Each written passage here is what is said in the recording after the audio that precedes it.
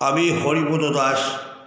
আমার স্বরচিত একটি কবিতা বাবাই আমার মা।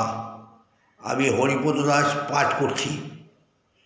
মাগো তোমার কোলে এলাম যখন তোমায় পাবো বলে, কেন তুমি হারিয়ে গেলে একলা আমায় ফেলে? এইটুকু এক রত্তি তখন ছিলেম মাগো আমি। কিছুই মনে পড়ছে না আজ তোমারও মুখখানি। একলা হলাম ছোট্ট আমি, একলা হলেন বাবা। দুঃখ কত পেলেন মাগো, দুঃখ পেলেন বাবা। আবার পারে থাকেন চেয়ে করুণ চোখে তিনি, স্মৃতি পড়ে আঁকেন শুধু তোমার ছবিখানি। হারিয়ে গেছো ছোট্টবেলায়, আসবে না আর তুমি। উপর থেকেই দুহাত দিয়ে আশীষ দিও তুমি।